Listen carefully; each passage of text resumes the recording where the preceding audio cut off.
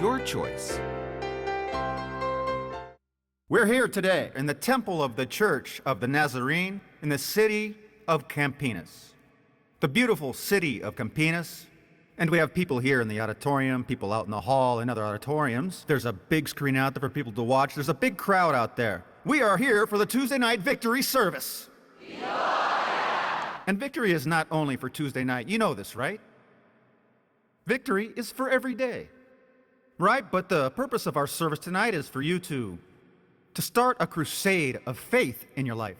And also for you to hear the word of God, because the greatest victory that we can have in our lives is produced in us by our faith. And faith comes by hearing, and hearing by the word of God. I want to share a word of God with you tonight about the following theme: the choice of happiness or of suffering. What is your choice? People here haven't chosen yet. Happiness or suffering, what will be your choice?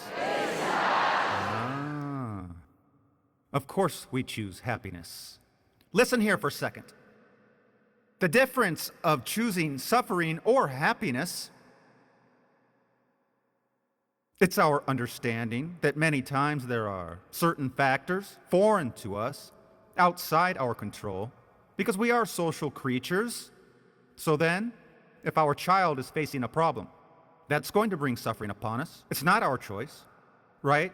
Should you end up suffering an accident caused by another person, that's going to bring suffering upon your life. Now, I am not here to talk about happiness or suffering. That has to do with what other people might bring upon you. I want to talk tonight about happiness or suffering based upon my attitudes in life, that is, things that are under my dominion, that are under my authority, for me to choose either happiness or choose suffering.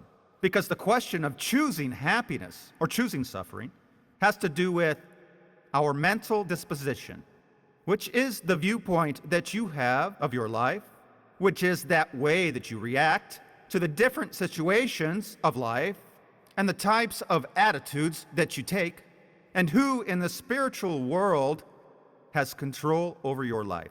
Will it be God or the devil? These are the factors. These are also the elements. They are going to interact when the situation depends on you.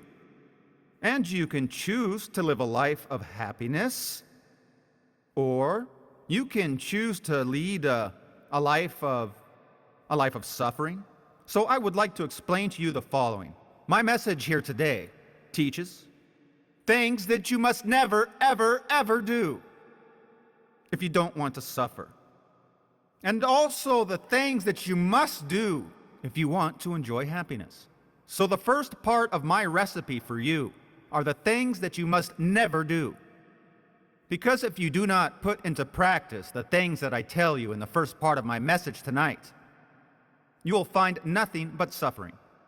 And the second half of my message for you are the things that you must always do to achieve true happiness. And if you fail to do these things, you will never enjoy happiness. So then, during the first part of my sermon this evening, I am going to ask you several questions. Suffering yes or suffering no? No. Well, you don't sound like you mean that. I'm coming to the conclusion that people here want to suffer. Let me ask one more time. Suffering yes or no? No. That's much better. In the second half of my message tonight, I'm going to ask you, happiness yes or happiness no? Yes. So brethren, tonight I am going to give you some good tips. I have a lot of them. I only chose a few because we have a schedule, because of the time. But I have chosen some important things that you have to watch out for, because they are things that can produce lots of suffering. Are you ready? Remember, this is the first part of our message. Then we'll turn the record over, and we'll talk about things that can produce happiness for your life. So, suffering. If you want to live a life of suffering to the extent that it depends on you, so if you really want to lead a life of suffering, number one, manufacture problems.